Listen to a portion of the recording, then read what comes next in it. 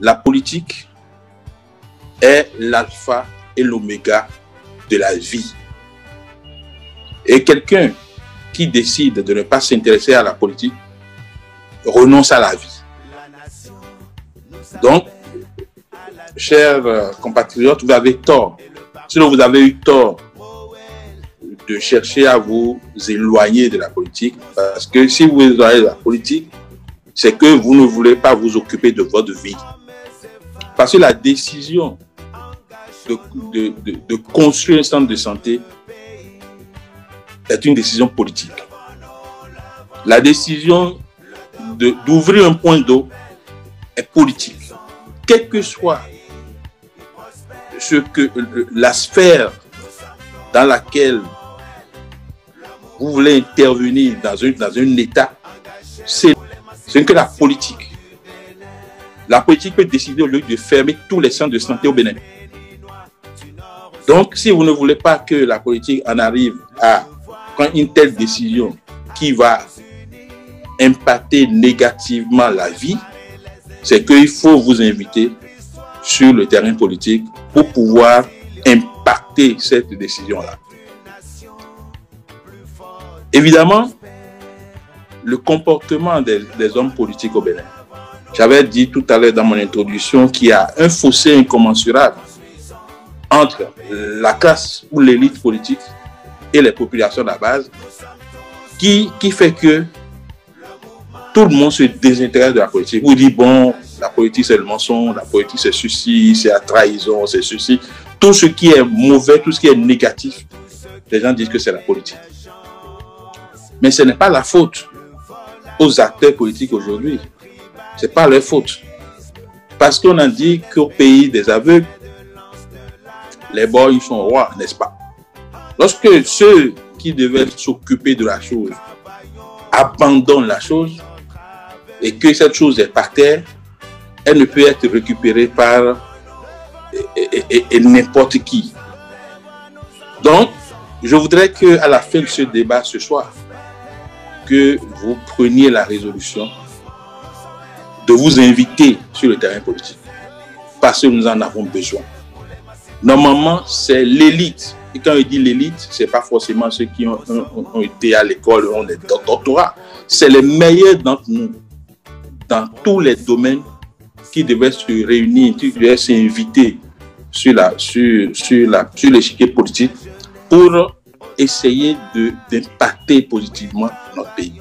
Mais lorsque c'est meilleur, pour une raison ou une autre, se désintéressent de la chose, eh bien, ceux-là, ils vont prendre ça, et puis bon, vous allez subir.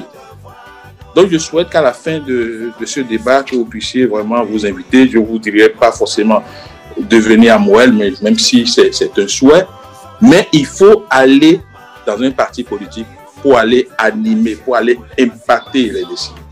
Maintenant, vous dites pourquoi nous avons donné Moël Bénin au parti, à notre parti. On a dit que c'est sans langue de bois. Je vais vous dire la vérité. Normalement, si on devrait mettre un sigle pour représenter ce qu'est notre parti, on ne va jamais aboutir à Moël Bénin. Le parti dont je suis le président est le mouvement des élites engagées pour l'émancipation du Bénin. Le premier mot, c'est mouvement, dont on doit mettre M. Le deuxième, c'est élite, on doit mettre E. Le troisième, c'est engagé, on doit mettre E. Mouvement des élites engagées pour l'émancipation du Bénin, on va encore mettre E. Et puis on va mettre B. C'est ce que ça va donner M3EB. Si on doit vraiment représenter le libellé du parti par un sigle. Mais figurez-vous, nous avons d'abord donné le nom du parti avant de réfléchir sur comment le développer. Nous avons voulu créer la moelle épinière de la politique au Bénin, la source nourricière de la politique. Parce que nous avons fait le constat, j'étais comme vous il n'y a pas longtemps. Parce que jusqu'à la création du parti Moël Bénin, moi j'ai refusé de militer dans un parti politique. Je ne l'ai jamais fait. Ça ne veut pas dire que quand il y a des élections, je ne prends pas position. Mais je n'ai jamais milité dans un parti politique parce que pour moi, dans les partis politiques, on ne dit pas la vérité. On ne dit pas ce qui est. Mais c'est en 2015 que, personnellement, j'ai pris la décision de créer un parti politique. Pourquoi j'avais pris cette décision-là? Si vous avez bien observé notre pays, ceux qui étaient à l'avant-garde des luttes au Bénin, ce n'étaient pas les partis politiques. Les partis politiques que nous avons au Bénin, je peux dire que c'est une association de personnes qui s'arrangent à un certain moment pour se partager le pouvoir. Donc les gens n'animent la vie politique au Bénin qu'à l'occasion des périodes électorales. Lorsque les élections finissent, vous voyez que tout le monde ferme baraque et le reste appartient, et comment on appelle, aux syndicats, aux gens de la société civile et autres, pour le combat quotidien, pour revendiquer les meilleures conditions, comment on appelle, de vie et de travail des populations. Mais en 2015, le président Boni Yahi a voulu convoquer une plateforme de dialogue pour essayer de trouver une solution à la crise qu'il y avait dans le pays à l'époque. Nous, on pensait que, ayant été à l'avant-garde des combats, on avait notre place là. Donc les syndicats se sont présentés, les gens de la société civile se sont présentés, en plus les hommes politiques que nous n'avons pas vus du tout, surtout toute la durée du mandat. Le ministre Gustave Sonon, qui était le ministre en charge de la société civile, nous avait invités.